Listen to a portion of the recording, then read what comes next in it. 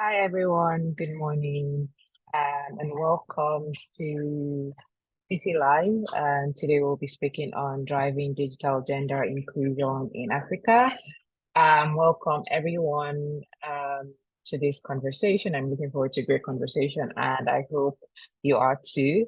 Um, Before we get right into it, I'd like to introduce myself. Obviously, I'm Okwadidiji, and I'll be your moderator for this conversation. And with me, I have some very, very amazing women who will be joining to speak about this topic. But even before we go into that, I'd just like to basically introduce the organizers of this event and just give you a bit about what they do and why we're having this conversation. So TechCabal speaks to the business and human impact of tech and innovation in Africa through high quality articles, reports, and events like this. We publish the TC Daily Newsletter, a comprehensive roundup of tech news and events across Africa. If you're not subscribed to it, the link will be dropped in the chat box, so you'll be able to sign up. But this particular event is organized by TC Insights, the events research and data analysis of TechCabal. They are an African-focused digital economic consultancy that leverages big data help startups, investors, operators, big tech companies, governments, and other ecosystem players on and off the continent to answer specific questions and implement key interventions. Just shout out to TechCabal Insights team for organizing this. I'm looking forward to learning a lot in this conversation. Again, our conversation today is about driving digital gender inclusion in Africa. And we'll be exploring the critical issue of the digital gender gap, a key barrier to global progress. Despite advances in internet access, a significant divide persists, especially in Africa, where only 40% of the population is online. The gap widens when looking at gender, with men significantly outnumbering women in internet usage. The exclusion of women from the digital world is costly, with an estimated $1 trillion lost in global GDP. So our discussion is focusing on strategies to bridge this gap. So we're talking about the problems, but also be talking about the solutions, right? And highlighting the importance of digital inclusion for economic development, public service delivery, and human rights. So once again, welcome everyone. And just to tell you a bit about the wonderful speakers who will be shedding light on this topic. I'll be introducing our panelists for today. We have Jaylan Elshaz.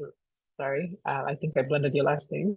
But I'll just go. We have Jaylan, who leads the disruptive technology work at the Gender and Economic Inclusion Group in the International Finance Organization. Her work supports the technology sector and companies with technology-enabled business models in being more inclusive to women so they can leverage technology to gain influence and income. More recently, she's co-authored research on inclusive technology in the education space. She spent the first part of her career in the ICT sector, leading productivity improvement programs and commercial programs in Ericsson in Cairo and Silicon Valley. She holds a master's degree in public administration from Hertie School of Governance in Berlin, Germany. An Egyptian nationality, and is fluent in English, German, and Arabic, and conversational in French. I'm looking forward to learning from you, Jaylan, and hopefully you'll speak a bit of German in this conversation. With Jaylan, we also have Edward Bassi, who is a highly accomplished business development and strategy professional with a passion for coaching and mentoring new businesses. With a background in cloud technology solution sales, she has a proven track record of success in planning and building roadmaps for ISVs and startups. Her career is fueled by strong interest in technology, innovation, and transformation, earning them recognition as an influential evangelist and trusted business advisor. Holding degrees in computer software engineering and informatics, she founded Wenters, dedicated to advancing women's career in technology. Her key achievements include speaking at the United Nations, being consistently recognized as a high achiever within Microsoft, and incubating startups in Africa. She excels in exceeding ambitious goals through positive energy, innovative thinking, analytical approach, superior communication skills, and team collaboration. Her domain expertise includes sales and business development, relationship management, strategy and planning, solution development, project management, cloud computing, cloud security, and more. Thank you so much for joining us this morning, Eduapasi. I'm looking forward to learning so much from you. And last but not least, we have Flora, who is co-founder at WeTech. WeTech empowers women to venture into the tech ecosystem while fostering future leaders and entrepreneurs through dynamic networking events, flagship conferences, mentorship programs, and group hackathons.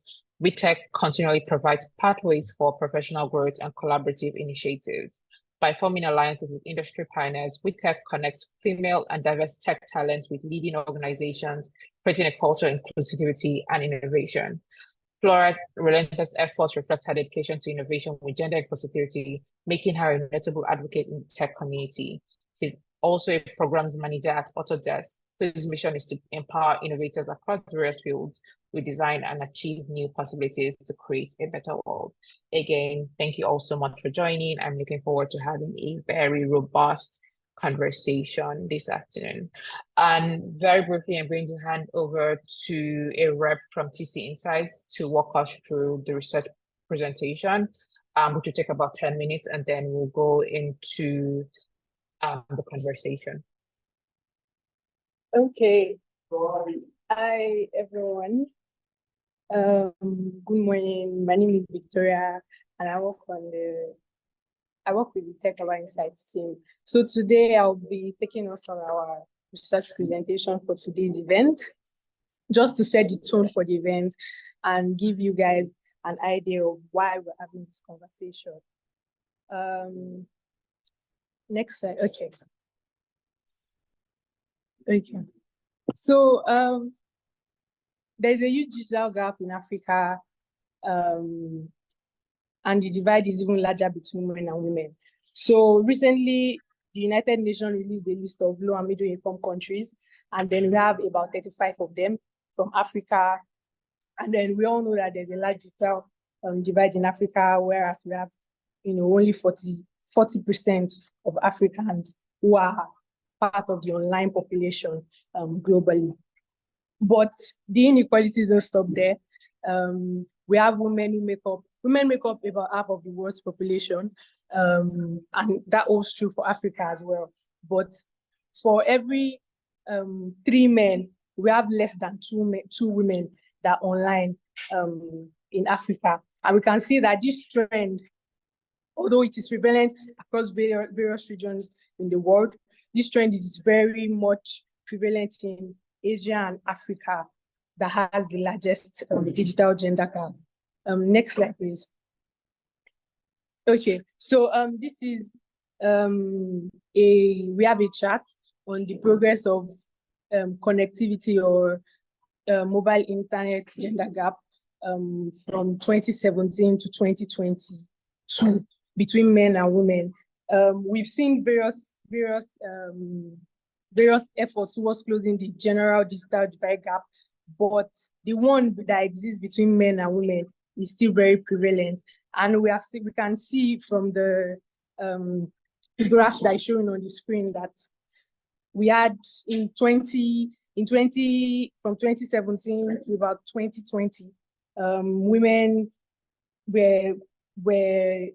men were 20, in 2018, we had men were 23% more likely than women to use the internet.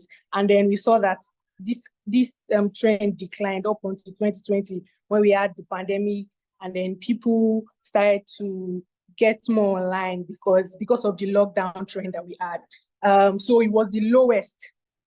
The gender gap was the lowest in 2020, and then it started to rise again in 2021. Men were 18 times more likely to be online than women.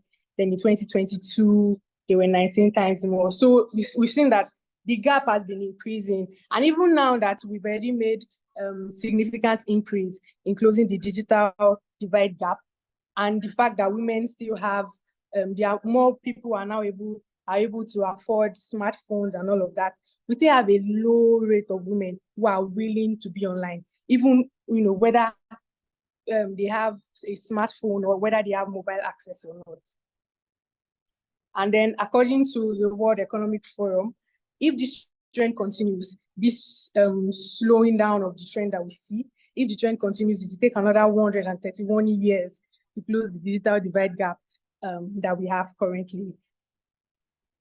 Next slide, please.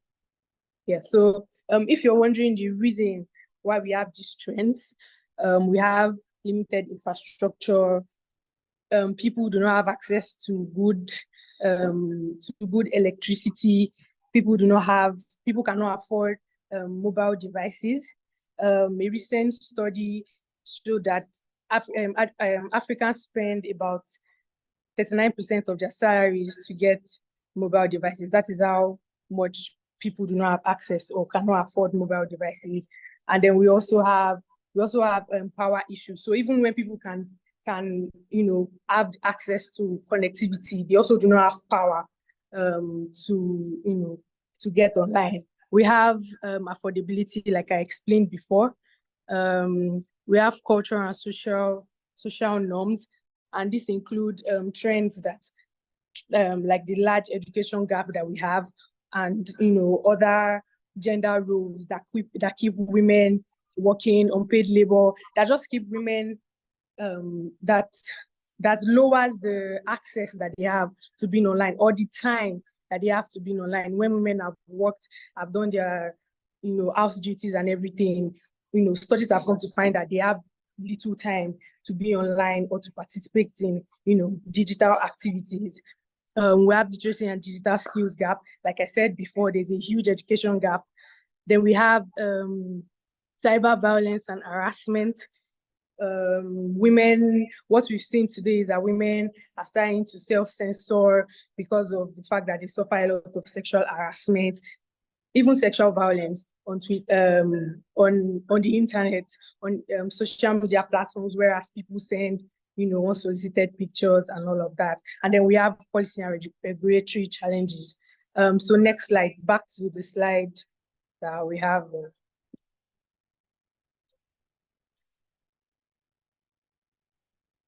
Yes, thank you. So if you're wondering why exactly it is important, or why these numbers matter, or why people having access to mobile phones or having access to internet, if you're wondering why it matters in the grand scheme of things, in today's digital age, access to technology is not just a privilege. It is something that people require to be able to survive, because the world is growing increasingly digital, and then we have a lot of digital innovations.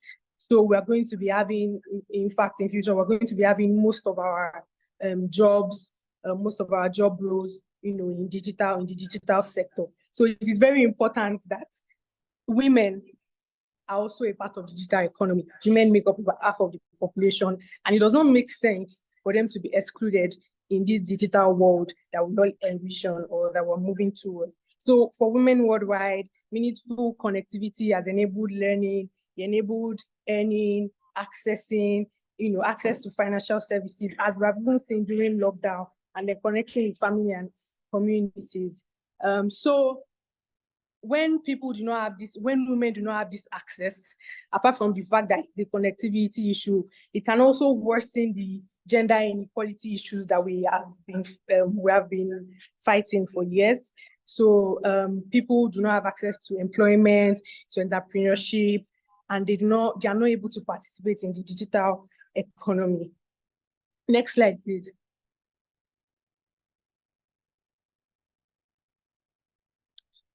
Apart from the fact that it also hinders women in various sectors, digital exclusion is also costly, both in terms of opportunity and economic potential. Research shows that country missed out about $1 trillion in GDP due to women's exclusion. And then in Africa, we lost a collective of 18.4 billion. And there's also an estimated 52 billion, 52 billion that we can get from increase in economic activity by 2025. And this can only be gotten if women are taking, active participation in the digital economy. If women are part of the innovators, if women are part of the entrepreneurs, if women are just, a part of policy makers and decision makers. Next slide, please. We've also seen that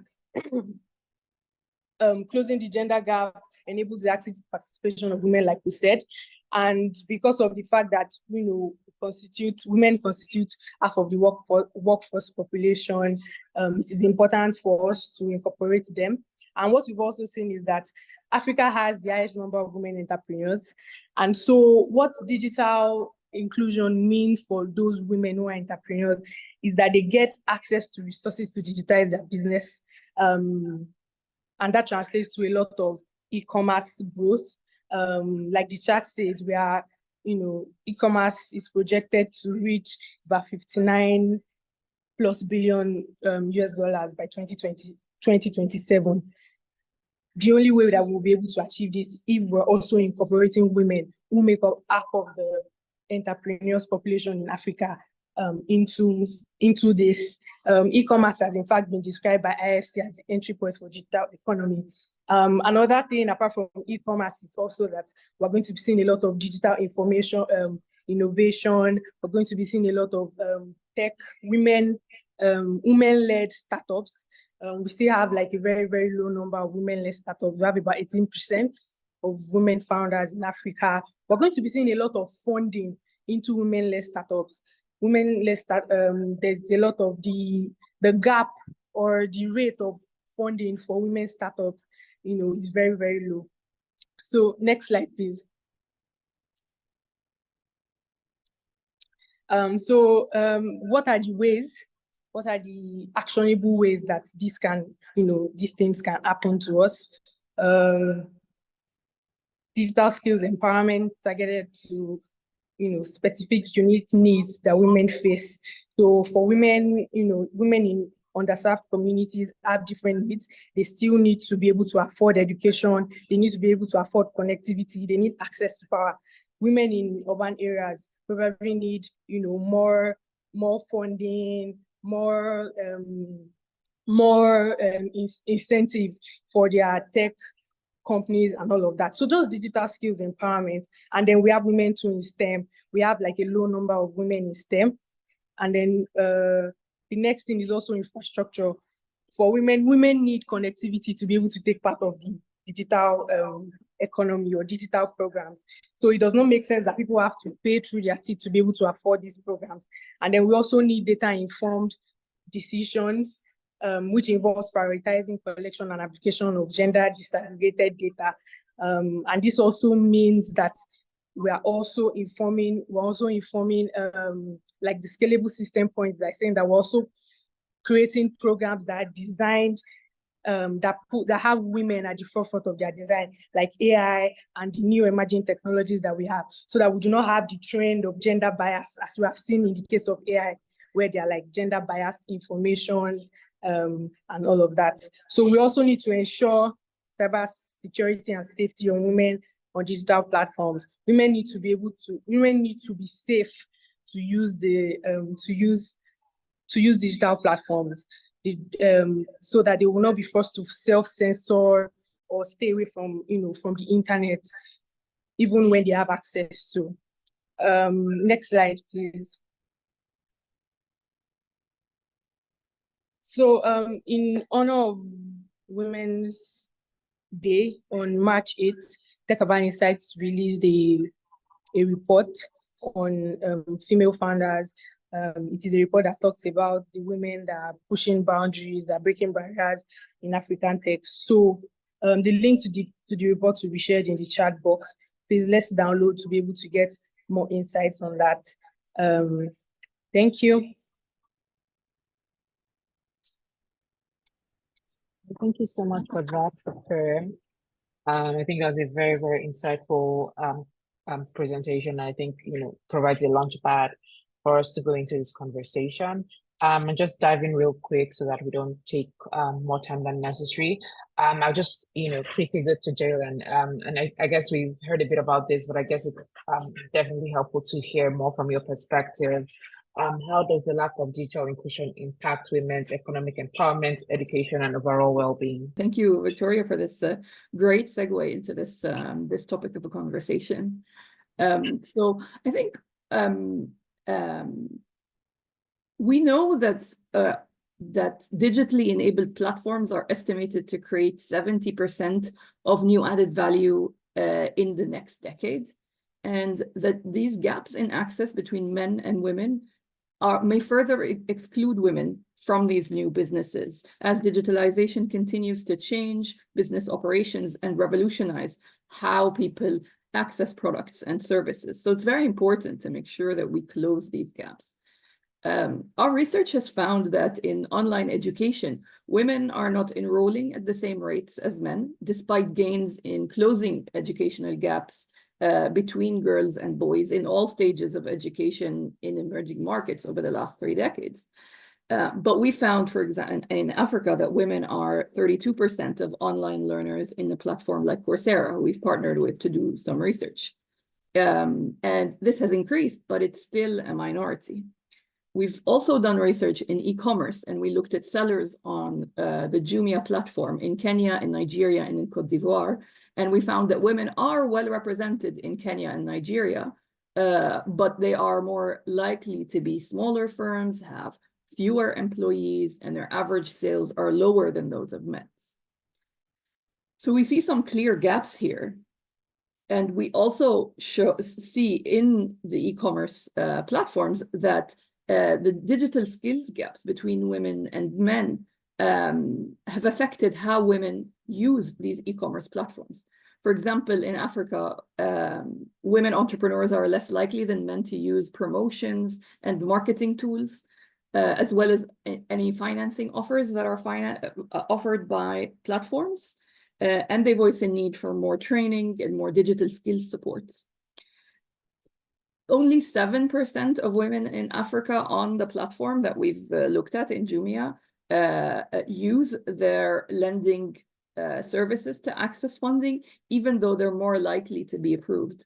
So these are just some of the examples of how women are at risk of further exclusion, because there's so much opportunity to be gained from being part of these online platforms and actually using the internet to advance your education, to advance your access to jobs, to also advance your business as an entrepreneur.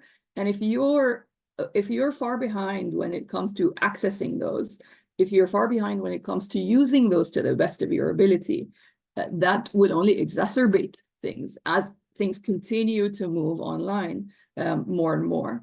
So these are just a few of examples of how digital inclusion can have a really, really strong impact on women's economic inclusion. Yeah, thank you so much for that. And I guess, this is the perfect segue to the next question. But before I even go into that, I'm also just going to say that this is going to be an interactive conversation. So if at any point any of the panelists want to chip in, feel free to, chip in or mute your mic and speak. Okay, all right, cool. Okay. So just following to my next question, research indicates that, excluding women from the digital world has cost countries lots of money. For example, West Africa lost about $18.4 billion in GDP just in 2020 because women were left out, because African women were left out.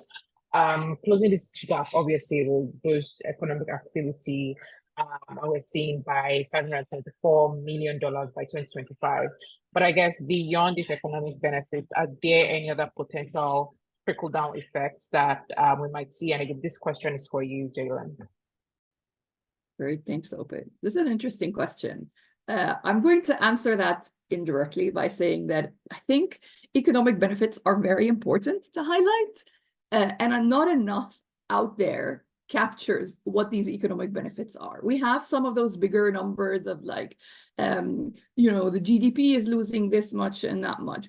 And to be honest, those things, those kind of economic benefits really are the things that will move the needle. Unfortunately, a rights approach and it does not go further.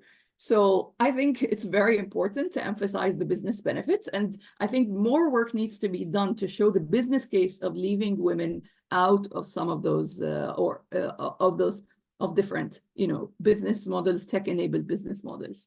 So what we've done is we've tried to take a sectoral approach in trying to assess the business case for including women. This way it can be a little bit more targeted to specific tech verticals. So we know, for example, from our research that closing participation gaps in online learning can add up to $14 billion of revenues to e-commerce platform, to e-learning platforms in emerging economies. So that's $14 billion that is left on the table. And when you speak to investors and you speak to companies in this language, you move the needle quite more.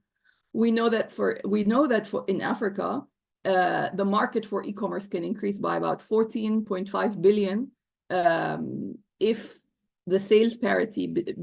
we reach sales parity between women and men. So again, that's money that's being left on the table. And it's really important for us to articulate these business cases and articulate these economic benefits.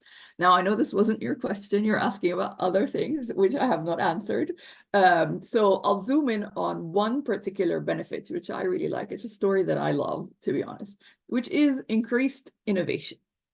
So a few years ago, there was a book called Invisible Women, which I really enjoyed listening to. I listened it as an audiobook in the pandemic. It was very interesting.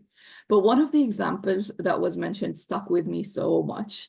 And it was about a Latvian mathematician called Dana Taimina. And she was a professor in mathematics in the US. And she was able to create a 3D model of something called hyperbolic geometry using crochet. So hyperbolic geometry describes like curved surfaces with negative curvature. It's a very like mathematical thing that you don't really need to know that much about in your day-to-day life. But up until she tried to use crochet to illustrate it, nobody had been able to illustrate it properly until she came along and combined her love of crochet with geometry. And there are lots of like the great thing about having people with different interests and different backgrounds, different hobbies even, is that you increase the amount of innovation that you have because you can make those connections that no one else can.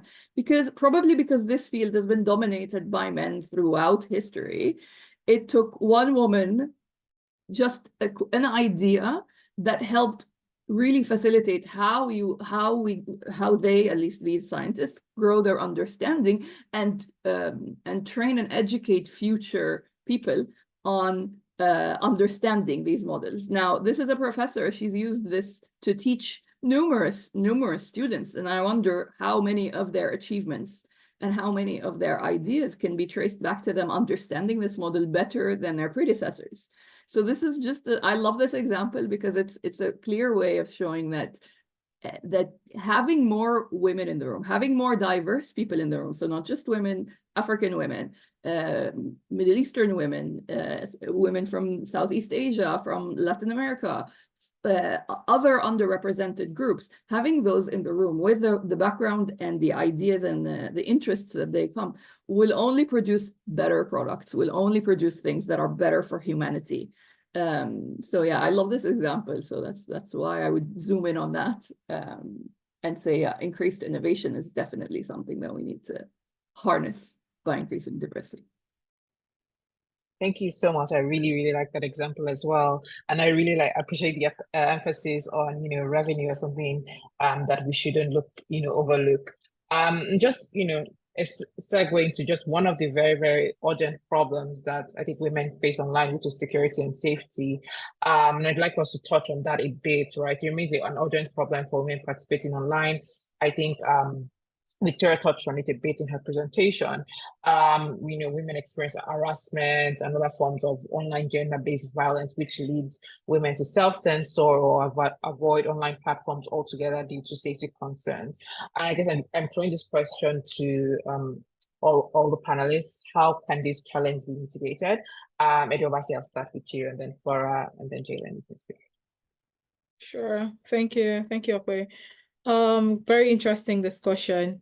I think I'll say first things first for cyberbullying, there needs to be a lot of awareness that has to be created. So when you think back that, and I know there's still awareness being created in that at the moment. So when you think that there's a lot of awareness around rape cases, around security as a woman when you're going out on the street, I think when we look to what the digital age today affords us, we have to do something similar. So there have to be that intentionality on educating women, on educating even homemakers, so educating mothers to educate their children.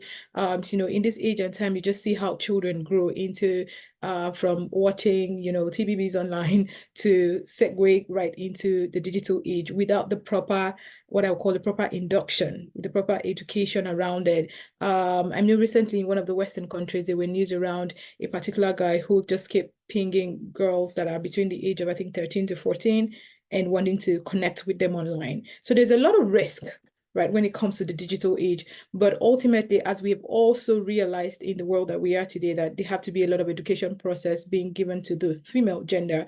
Likewise, it has to be applicable. And then the other thing I wanted to touch here is just having a lot more programs that are women centered. And I know we're in a lot much better time compared to back in the day. I used to say, what a time to be alive.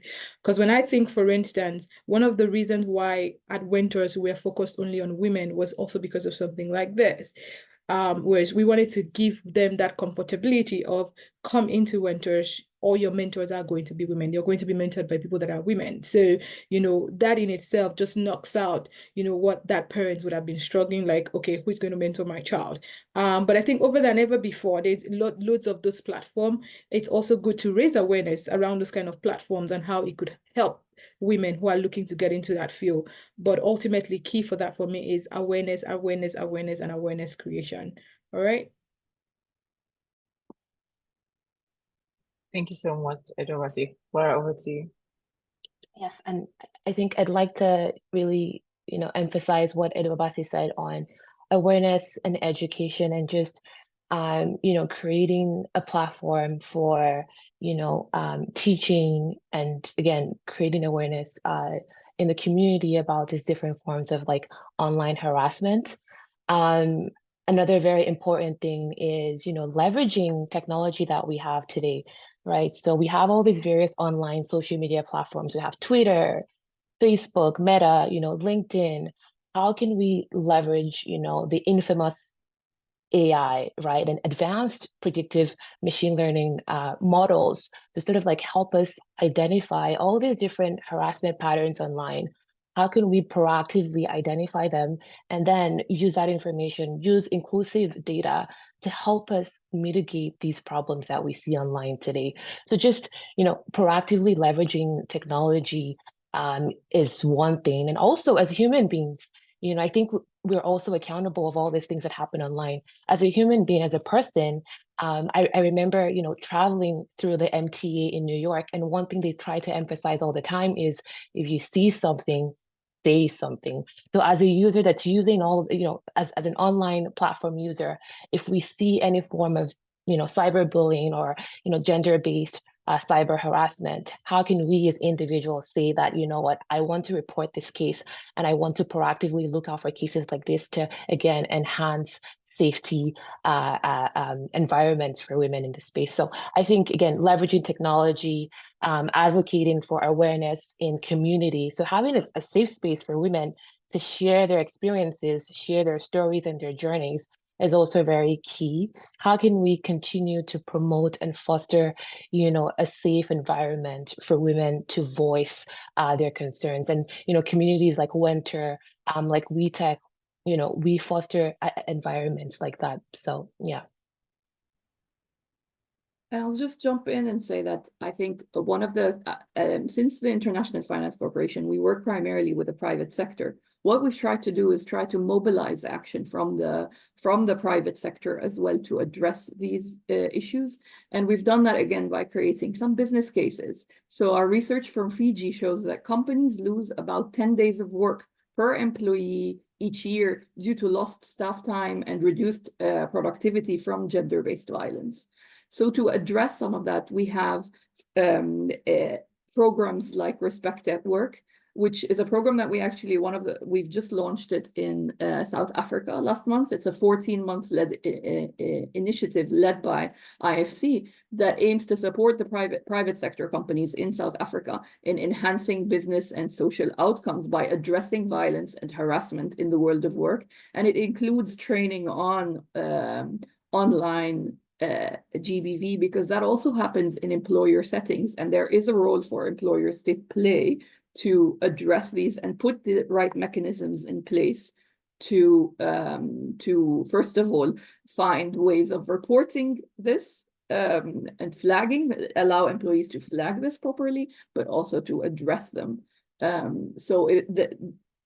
Dovetailing with what you are saying about what Flora and Edu Abbasi were saying about awareness and training, it is important to also mobilize the private sector to protect their employees, and also by highlighting what they stand to gain also. And I mean, it is unfortunate, but in a lot of the businesses that we work with, highlighting the business benefits is what moves the needle. Thank you so much. Thank you. I think that was really profound, and I really, really appreciate kind of the diversity of our responses, from, you know, thinking about awareness to education, which I think is a big thing. I appreciate the parallels from between, you know, offline kind of like violence and harassment to, you know, educating about online violence, which I think we need to do more of, and, you know, tapping into community, creating all of this, which are all really important. My next question is for Jayden, and just coming back to you. Another critical component of closing gender gap in tech is improving access to digital infrastructure and skills. For example, women in rural or low-income areas may require different kinds of support than those in more urban or affluent communities. How should Africa approach implementing targeted digital literacy programs sensitive to the unique needs and challenges that women face? So in 2022, we partnered with Coursera, which is the research that I mentioned, to look at women in e-learning, and we had some very interesting insights about this. What are the unique needs and challenges that women face? And I'll focus on two issues. One is adapting to women's time constraints. So what we found is that compared to men, women learners tend to spend less time on the platform and are online fewer days per week. We also found that women are more likely to drop off and cite family reasons, time restrictions as reasons why. We also found that limited or irregular connectivity is a key challenge for learners in Nigeria, which is one of the countries that we have surveyed. 26% of women and 23% of men report that accommodations for limited connectivity would make online learning more easier. And we also found that 63% of women learners access course content through a mobile phone. That's the highest in any region.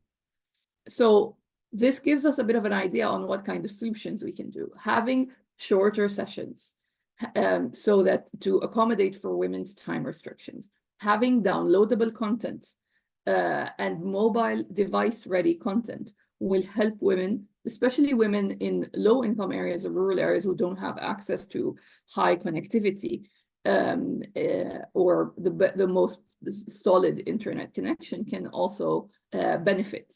And then also we have seen some successes with centers where women can come together or come and access stable connectivity, but also have some guidance on to improve their digital skills as they are learning online. So it's more like learning while doing. So you're kind of addressing the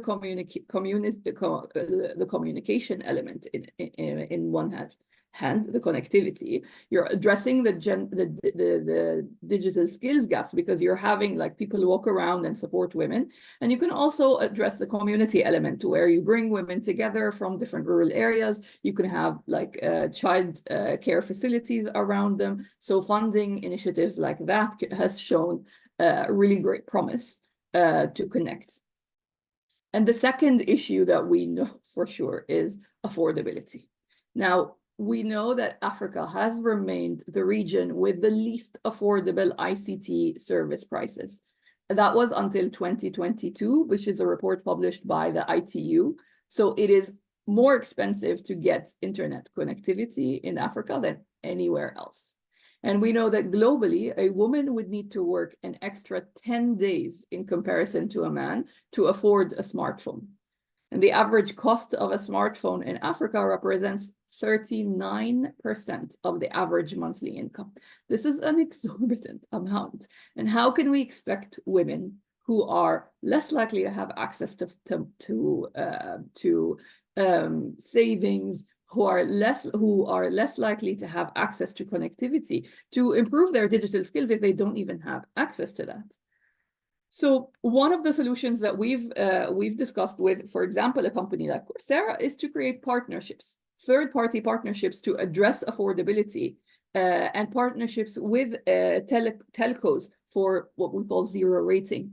So an example is, after we've done this with the report, Coursera in the last year, since we've published it, they worked with MTN to launch the MTN Skills Academy in Africa, which they've done with Rwanda's Ministry of Information and Communication Technology and Innovation and the African mobile network operator MTN, where they will provide 75,000 African women and youth who have exited formal education access to broadband, access to devices, and online training for digital jobs. So this is just one example of how, when you bring several parties together, you can address this, because it's a multi-layered issue that needs a multi-party solution. Thank you so much. I think that was really comprehensive, and I like the, going problem by problem and thinking about the solutions and how it's kind of multi-layered. There's not just one response to, or one solution to the problem. But yeah, thank you so much for that, Jalen. So my next question is for all our panelists. I think a major manifestation of the gap is the underrepresentation of women in industries, the academia and STEM, which make up about half of the world's population, but still make up for a large offline population, especially in Africa. While some regions have reduced the digital gender gap, Africa's gap or divide is getting wider. What are the challenges women in Africa face regarding digital access and literacy, and what factors contribute to this gap? I'll start with Flora and then Edu, Basim, and Joanne. Sure. Thank you, Okwe. And I was just thinking, as Jalen, you were speaking, and I'm thinking how your quantitative responses are very, very complementary to my very qualitative responses. And piggyback off of what you were saying about affordability, I think, again, especially women in sub-Saharan Africa, we face that economic barrier, and just the cost of getting access to devices and the internet is just super expensive compared to the income that we make, right? So I think affordability is a very, very crucial factor in just getting that digital access. We briefly talked about, gender-based online harassment and things like that. That also inhibits and prohibits women from even, wanting to engage more online, or to engage more in this digital economy. How can we continue to mitigating these issues, security concerns that we see online? And then I think another factor is, going back on what we touched upon around cultural and societal norms that Victoria spoke about earlier.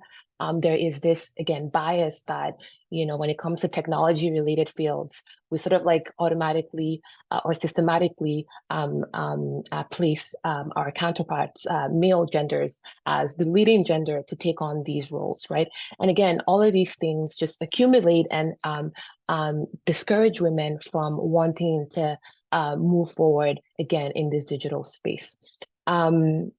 So again, it's really, that economic barrier, the affordability, the security concerns that we see online, and then societal and cultural norms as well that we experience.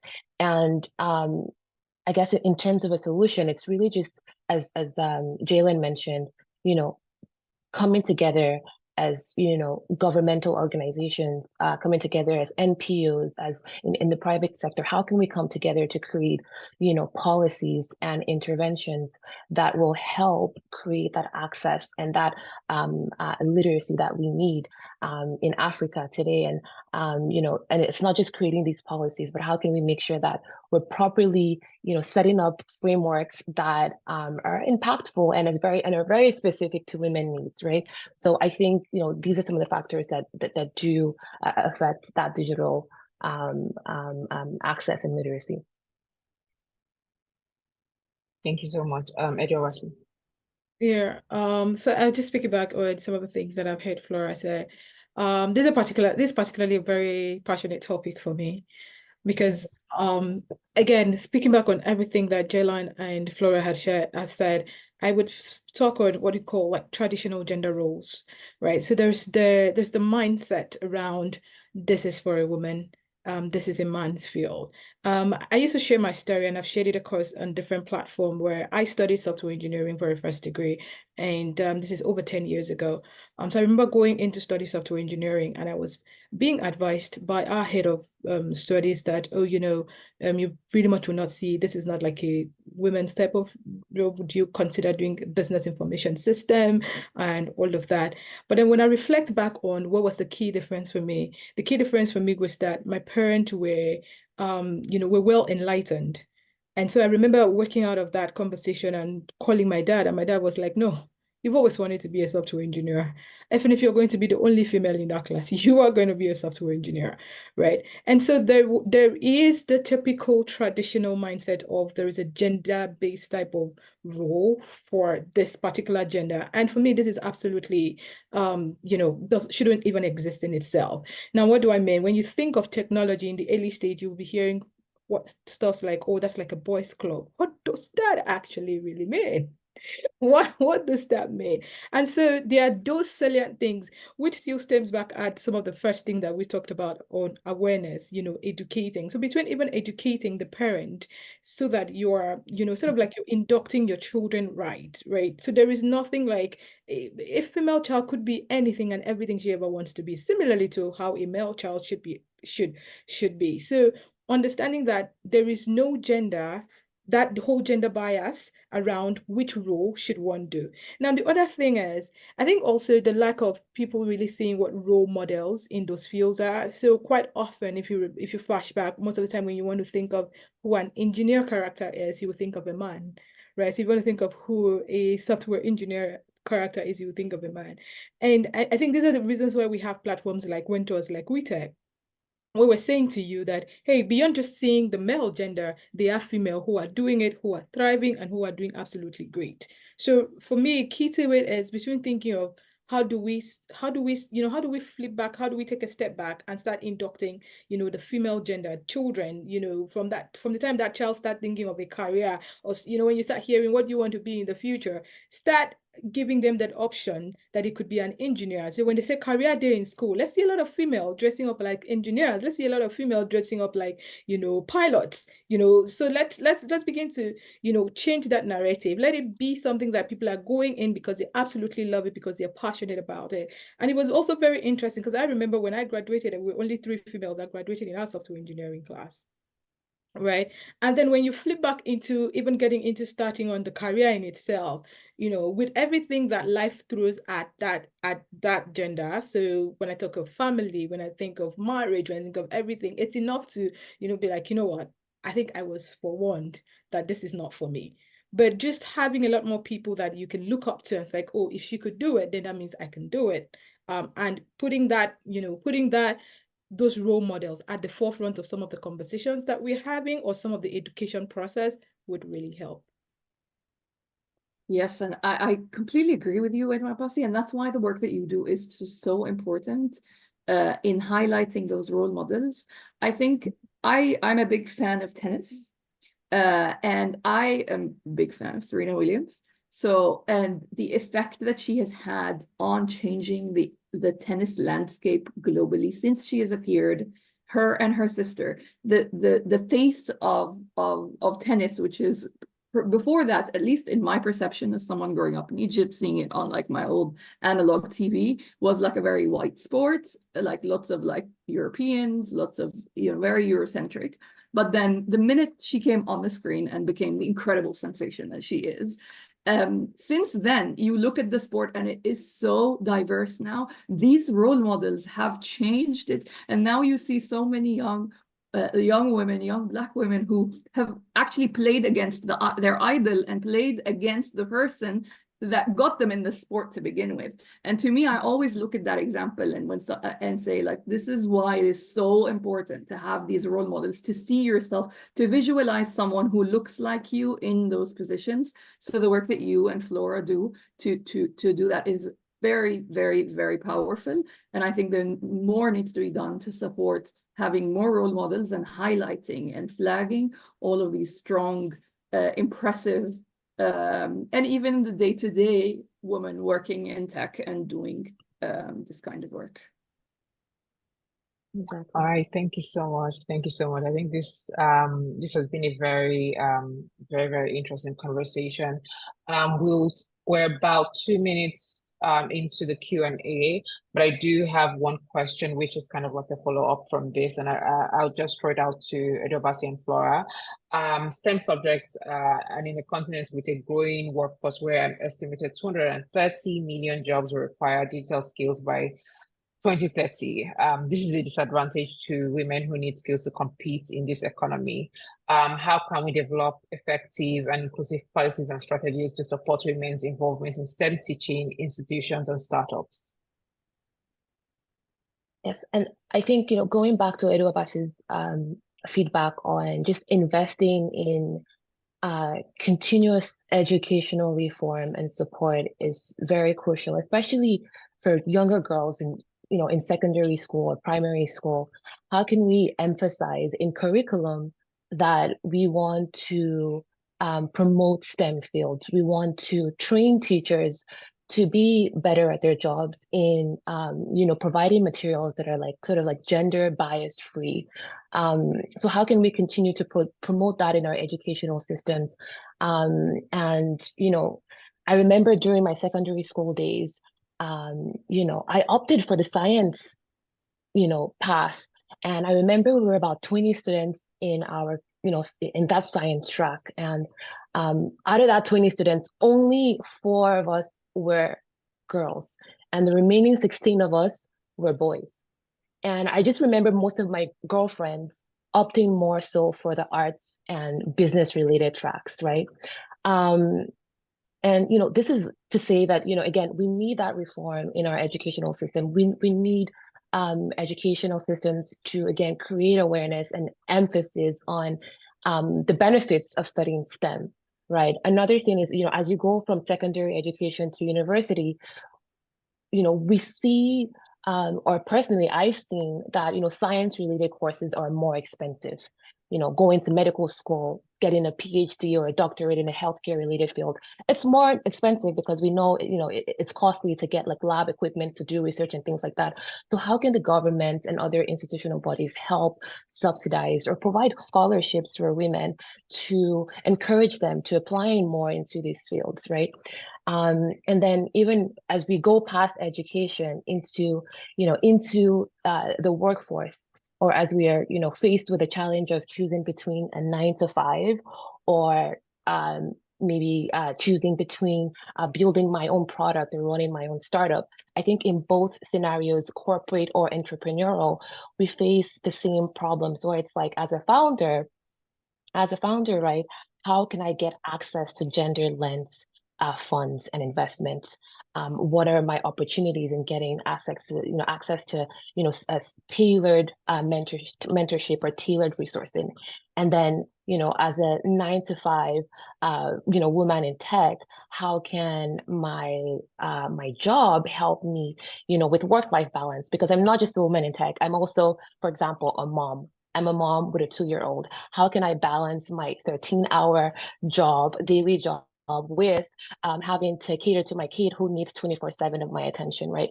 So it's, again, you know, corporate bodies helping us create that work-life balance. And then if I'm an entrepreneur or founder, having investors that are willing to invest in my company gender lens. I love it. I love it, Flora. But I'll just take back on, I'll continue with your energy. I think what I wanted to speak about is when you think of, I was part of so many type of association where we get into what we call like secondary school. So it's like we're going to get a lot of women into STEM.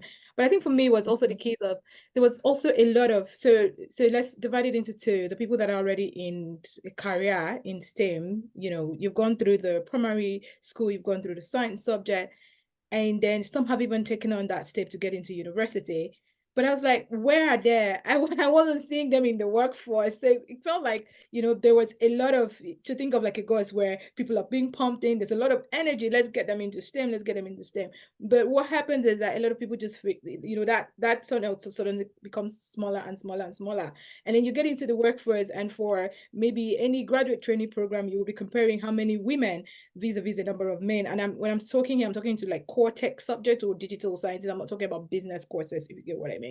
And so I think for me, key for that was that, when we begin to look at the divide, as we consider the things that it takes to get in there, to what are the things that keeps people sustained in the STEM field in itself. So for me, key to that for me was that sustainability was key, right? I was a science student, gone into science, gotten into university, gone past, what I was being advised, finished as a software engineer. I'm a mother of two, 4 and 6 year old, completely the toddler stage, interesting state of my life. But I could have said, you know what, I'm just done. Like, I need to breathe, right? But when you think of it as what are the things that we could do? How can we partner with even corporate organizations? A typical thing that would stay a woman in the face, maybe after returning from a maternity leave, think of like an imposter syndrome. What happens? Is that enough reason for her to quit? And it also formed one of the bases for how we formed and created Wentors, because again, it was a thing for us. Wentors was at the heart of it for us was, what are those things that nobody teaches you in school as a woman? You're being taught how to be good in programming. You're being taught how to create some really nice content and all of that, but nobody really teaches you that the way you show up from a branding standpoint is important. Nobody actually lets you know that, hey, almost everybody go through an imposter syndrome, but how you overcome it and how you deal with it is the different. And then how do you even meet other people who've gone through the life challenges that you've gone through? Today I have a lot of senior colleagues who've gone through the process of having and training 2 children hand in hand, handling their career in that process, still getting a promotion, still growing in it. What I do is that I lean on them. I lean on them for that advice. I lean on them because I can see people that have done it, and quitting for me is not an option. Right? And so key to that is, how do we begin to plug in programs? How do we plug in? How do we partner with corporates? How do we partner with government agencies? Understanding the role of the woman and saying, okay, if we're able to get them into STEM and we're able to get them into the job, let's get them sustained in it, because ultimately we want to be able to showcase a lot of role models to the future generation, and also coming up with that strength. And so that's something that I think is really, really key, because again, if you notice, we would have a lot of there's a lot of education process going now into getting a lot of women into STEM, but not necessarily translating into the number of women that we're having in the workforce, into the number of women that are founding health tech startups, for instance, that are founding tech type startups. We're not seeing that translating into the last mile, which we're all looking forward to. But yes, I will, for the purpose of time, I will stop at this. All right, thank you guys so much. I think that was a very, very, very interesting conversation, and I'm personally learning a lot. We are about to go into Q&A just because of time. So if you have any questions, kindly drop them in the Q&A box. Also, we will launch a poll now on the screen, so kindly fill it, and also fill out the post-event survey form to give us feedback on the event and how we can, serve you better. Okay, I think the poll is on the screen now. Okay. So as the poll is ongoing, I will just throw out the question. I'm gonna answer. I'm gonna put one live now. I'll read it out. So anyone from the panelists will be able to answer. You can just feel free to unmute your mic and answer.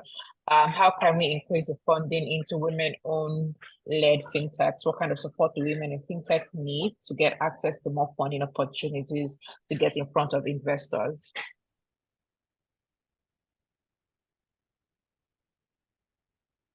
So I'm happy to take that, right? Yes. This is another very dear topic to my heart because I've managed the startup ecosystem for Microsoft for 4 or 5 years, up until last year.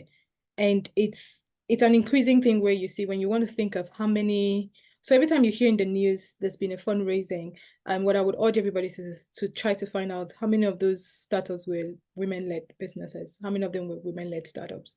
I think key to that is if we also begin to get what I would call HNIs, high network individuals that are women, all right, to say, you know what, I have a fund that I want to invest in women. Because again, when you think of the different funding buckets that we have today, even across the world, spend time and do some research. How many of those funds are dedicated, is a funding pool that is dedicated to women-led startups? They're pretty much just a handful. So key to that is how do we even get into from what I would call an ecosystem play standpoint. So ecosystem means accelerators, incubators, like what the TechCabal is doing. How do we get the information out there? Let's begin to set high HNIs who are setting up funds that are dedicated to women. Right now, how do we also begin to get accelerator programs or incubator programs? Who understands the challenge of a woman from a time perspective? Jelan had mentioned something in her research from a time perspective, because some of the accelerator or incubator programs, you could see those curriculums are built with men in mind, like from a time crunch. So when you think of a woman who is saying, oh, I'm trying to build a fintech, but I also have 2 children that I want to manage, how can the program structure accommodate me? So I think key to that for me is there's an underlying problem which we as women need to rise up to it to understand what are the challenges that we have, and we understand what our challenges are, and so the onus is on us to set up a structure that would support those challenges.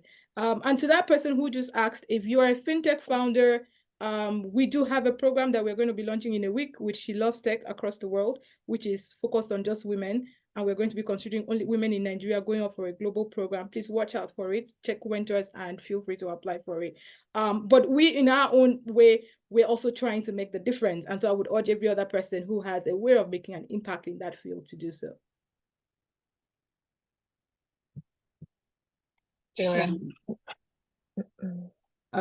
Flora, did you want to jump in, or? Jillian, go ahead. I saw you were already going for it, so go ahead.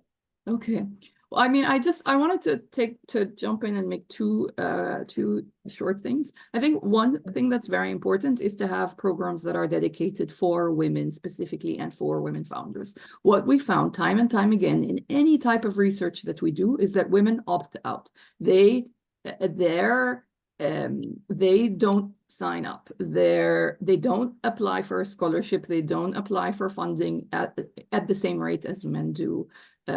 They don't opt in to those things. They opt out, and there is a barrier there, perhaps a personal barrier that women have, where they basically convince themselves that they're not good enough and that they need to be at this level when, you know, where they are is perfectly good, sometimes even outstanding.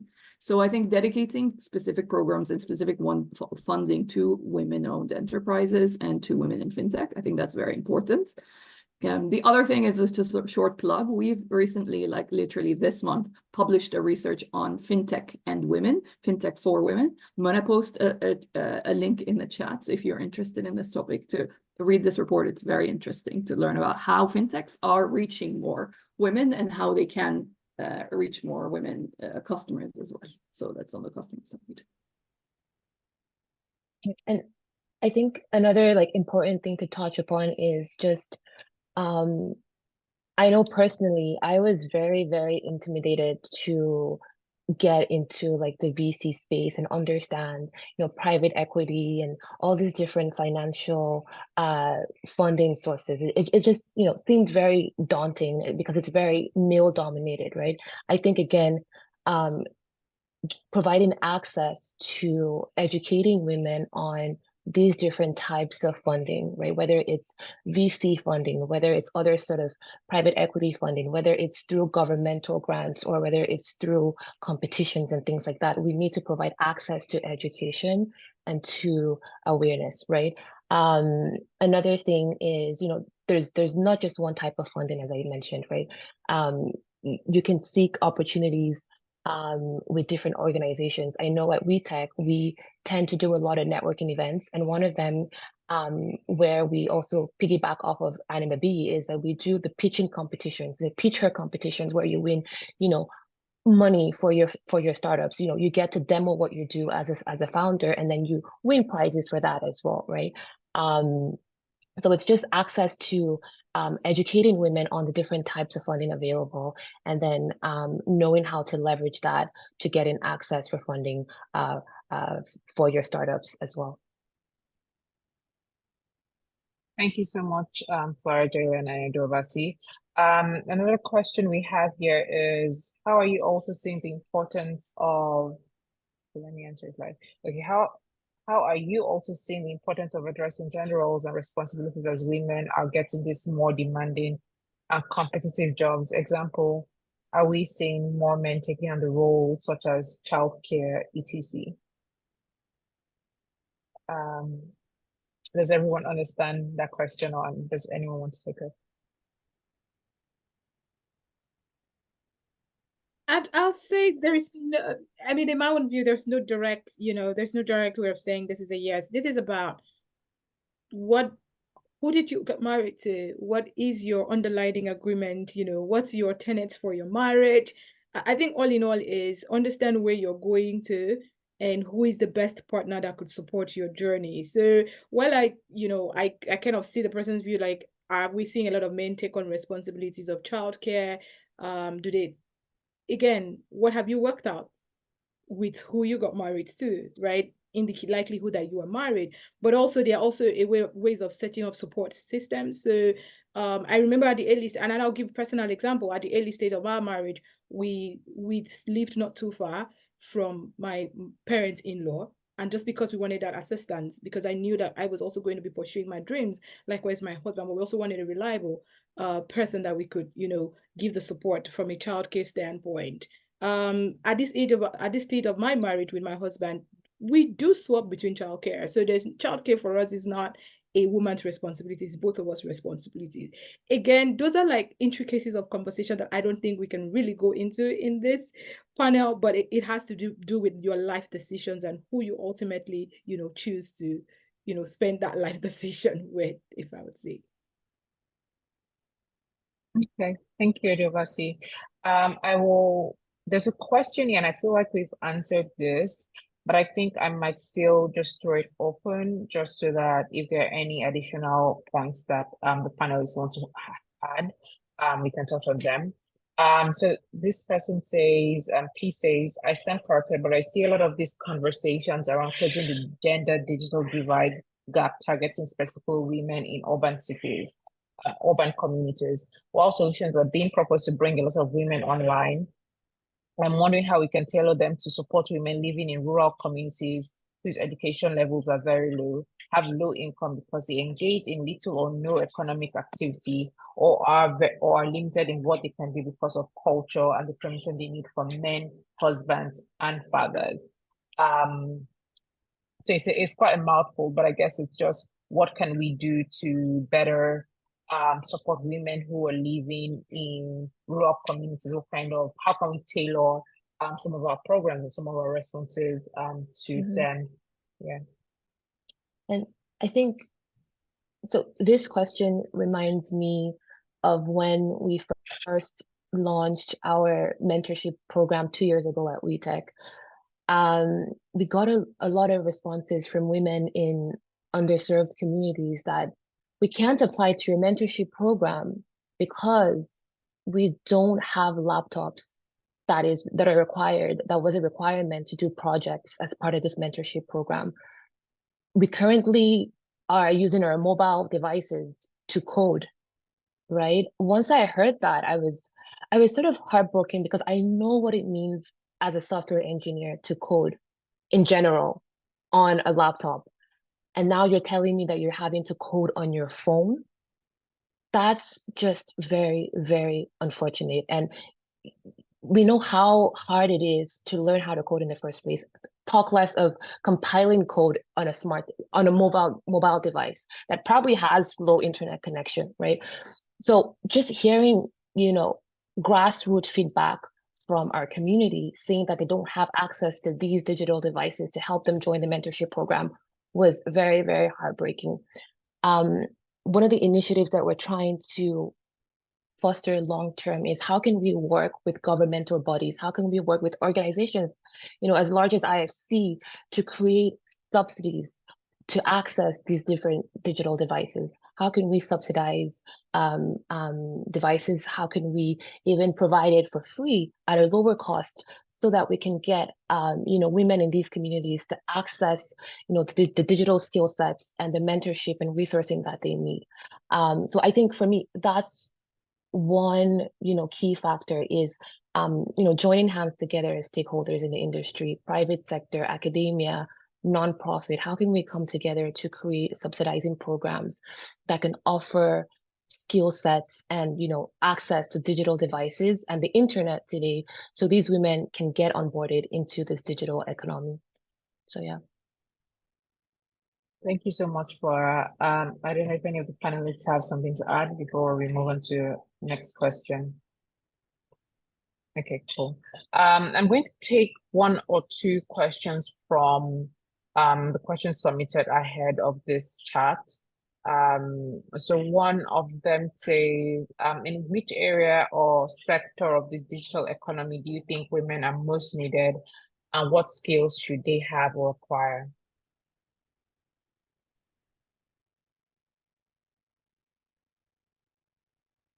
I'm happy to jump in and answer very simply and say everywhere. Women are needed in every sector. Even in something as male-dominated as ride-hailing, we need more women drivers in the transport section. So one of the first things that we've done as a team, and my team, was to look at women and ride-hailing. And we looked at how to make ride-hailing more inclusive to women, and the number of female drivers are like 2%, 3%.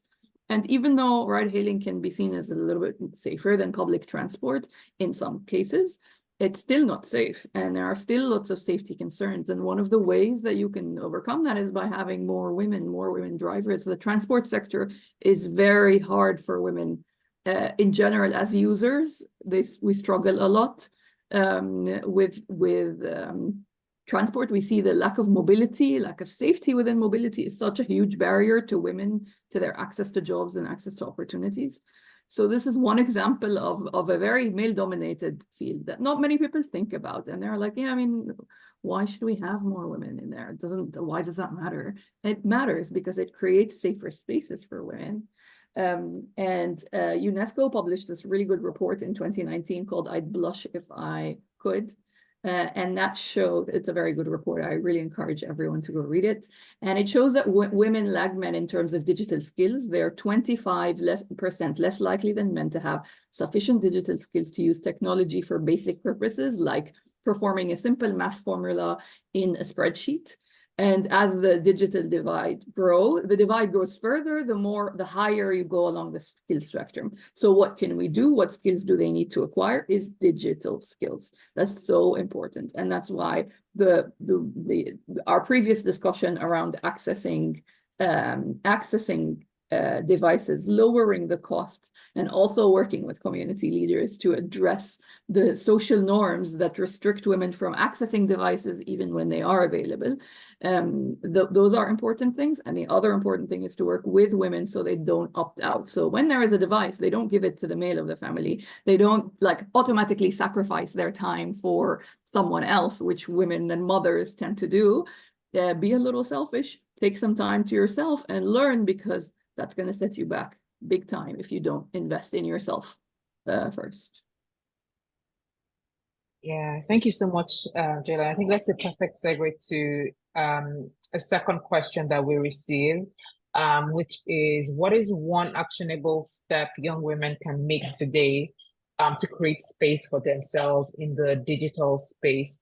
I think I'll throw this question out to all the panelists. So I think I'll start with Flora, then Edward, Basit, and Jaden. I think, we should leverage, this new digital age, and, interact more and engage more with these different communities that are out there. I know, in Africa, we're starting to see, or, see, traction in women-led startups and women-led nonprofits that, again, foster and encourage us to, break into tech, or also, exceed in our roles into leadership positions. So let's continue to engage with communities, nonprofit communities, grassroots communities, where, again, we could get access to, a safe space where, we can interact with other women in tech. So if you're interested in a tech field, whether it's engineering or product or UX, how can we leverage, online platforms, online communities to start, having conversations with other women that are like-minded in this space, and really leverage, social media, leverage the tools that we have online, whether it's Twitter Spaces, or, again, being part of communities like WeTech or Wenters, to access, resources and mentorship programs and things like that. So I think just engaging more with these communities and networking. There are tons of, tech conferences now happening in Africa. We have, the open source Oscar conferences. We have conferences that TechCabal is promoting, Moonshot, later on this year. We have conferences that WeTech will promote again later on this year. How can I get involved as a volunteer? How can I get my company, to sponsor these events, to sponsor corporate responsibility, and, to continue to push forward, this motive of closing the gender gap. So I would just say, again, engaging with communities, engaging with with the private sector, with your companies, and, reaching out to other women that are already in the space to learn from them and just excel from there. Yeah. Thank you. Edward. Yeah, I'd say Flora has pretty much said it all, but it's I always say it's a beautiful time to be alive and be a woman. More than ever before, there's been a lot more attention. There's a lot of, social enterprises, NGOs. Think of the work we're doing at Wentors. Have dropped the link to Wentors. There's WeTech.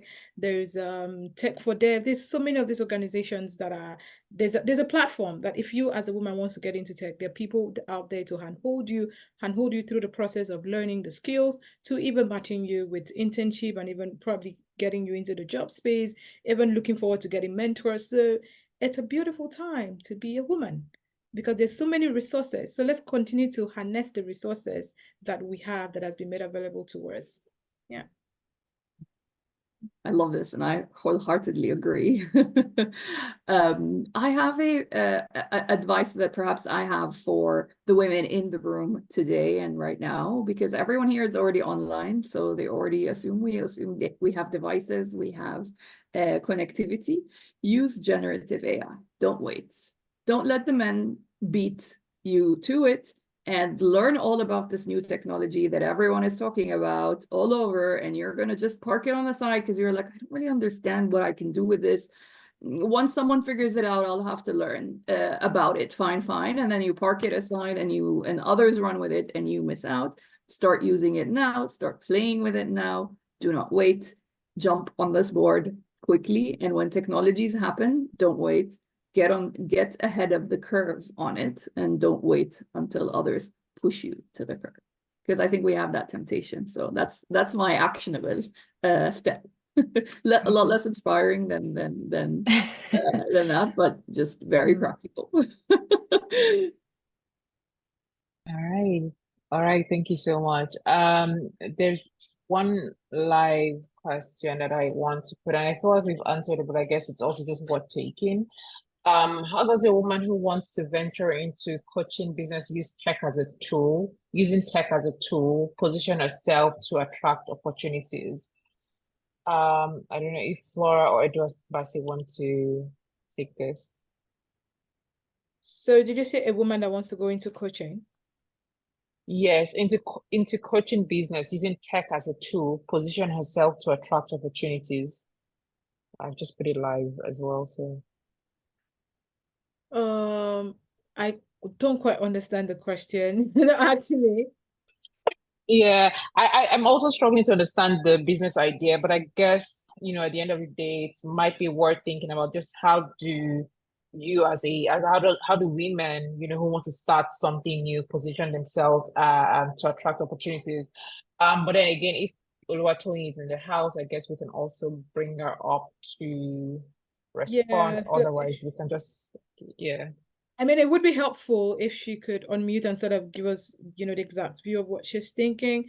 But what I can glean from what she's trying to say is, okay, she's raised her hand. Yeah. Well, let me see if I can. Okay.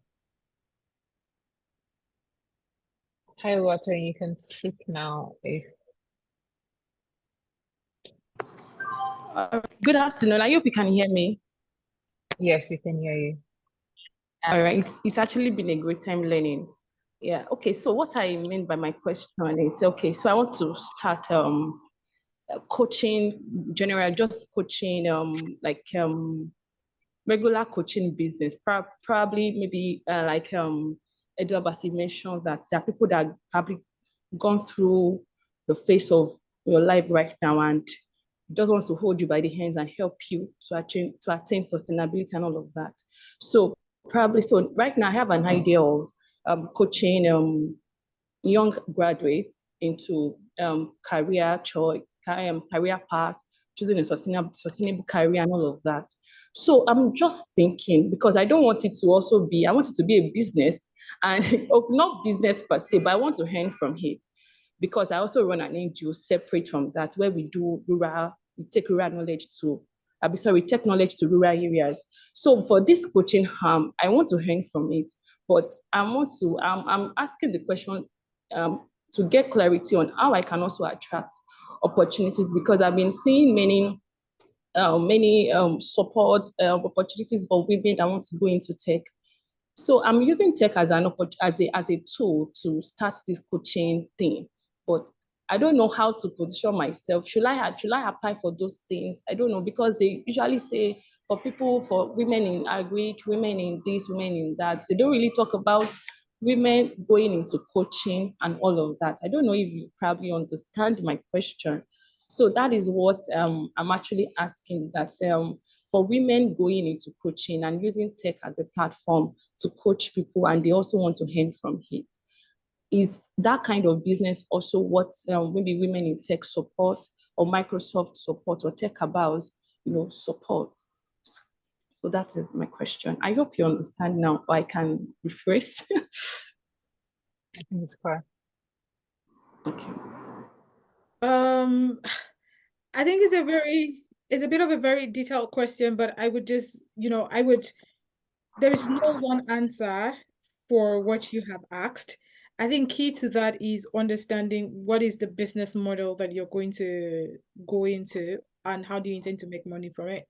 Coaching could you can span into skill development.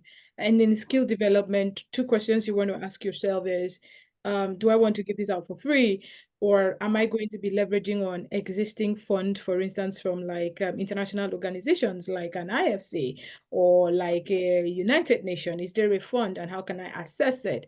And if there is a fund that you can assess, what's the criteria for assessing that fund? Have you built your business to the criteria? But I think all in all is, bringing your business from an idea to conceptualization and understanding what the business model of it is going to look like for you. What I could hear from you is that you're still really in idea state of it, sort of like something you're thinking around in your head, but beginning to, do that business model canvassing and say, okay, this is the number of people that I want to skill up. And in skilling these people, I want them to pay for it. If they are going to pay for it, then what you have to check is what's your competition in the market Am I offering what a Coursera is offering? How much is it compared to what Coursera is doing? Or do I want to give it out for free? If you're going to give it out for free, is it to a particular, maybe state government? Can I work with that state government to fund it? Or is it going to be a national thing? Can I get an international organization to be part of it? So it's sort of like just saying you need to strip off from an idea state into conceptualizing what is the goal, how do you intend to make money from it, how do you intend to keep it sustainable. I mean, it's really not an answer that we can have in this conversation right now, because it's like it's a whole lot to strip into. But if every other member of the panelists has a lot more to add, please go for it. I don't know if anyone has any answers, because we have just 5 minutes to close the session. Okay, I'm going to assume no. So just before we go, I just want to ask if there are any final thoughts about any part of this conversation that any of the panelists would like to speak to. Taylor and Flora or Edewasi. I just wanted to say that this was a very, very wonderful conversation. I think, Jalen, you shared a lot of insights on the qualitative data that, IFC has done research on, and working with other third-party organizations to provide awareness on the numbers. So thank you so much for sharing a lot more insights around quantitative research. And of course, thank you so much, Edewabasi, for sharing insights about Winters, and also from your personal experience as well. Great conversations. And I think I would love to continue having these conversations as well offline. How can we work with leading institutions? How can we work with the government to join hands to creating, programs that will continue to foster and empower women to continue on in this entrepreneurial journey, in tech, in this journey in closing the gender gap, and in this journey in joining the digital economy and workforce. How can we continue to have that conversation, but not just conversation, but taking our conversations and ideas into actual implementation? What programs do we have out there that maybe IFC or other governing bodies can work with the private sector and nonprofits especially to propel programs and provide access to, again, grassroots communities? So thank you once again, ladies, for having this conversation with me.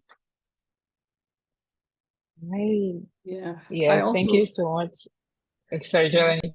I also wanted to jump on and thank everyone for this wonderful discussion, and thank Flora and Edewabasi for the wonderful work that they are doing, creating safe spaces for women to find the mentorship and women entrepreneurs to find the support that they need and find each other is so important. And I think the work that you do, Flora, and the work that you do, Edewabasi, is key, and having more versions of you everywhere will help really move the needle, in addition to bigger organizations like ours. And it's been a pleasure to be part of this conversation and part of this wonderful panel. Right. Thank you, guys. Thank you so much. I learned a lot, and I think this was a very insightful conversation. I'm really happy. I think I'm in good company, with all of you doing very impressive things, and I'm looking forward to a time where we can continue to close the gender divide. And just before we go, I want to check the attendees as well for also listening with rapt attention and contributing, and continue the conversation and the chat box. Thank you so much. Again, like the panelists have said, the conversation doesn't have to end here. I'm looking forward to seeing more of this conversation and also seeing progress. Just a kind reminder that a TC team member has posted the post-event survey. We'll really, really appreciate if you can fill that out just to tell us how we did, and if there's any feedback you'd like us to consider for future TC Live events. Again, this event was produced by TechCabal Insights, and the report we presented earlier, you can download that as well. I think that has been dropped in the chat box, in chat room. And then you can also subscribe to TC Daily Newsletter. Again, it's always important to keep your ear out for the opportunities to understand what's happening in the tech ecosystem. So if you subscribe to the TC Daily Newsletter, you get all of that every day by 7 a.m. But yeah, thank you guys so much, and thank everyone for coming. I really appreciate it, and enjoy the rest of your day. Bye, everyone. Thank you. Bye.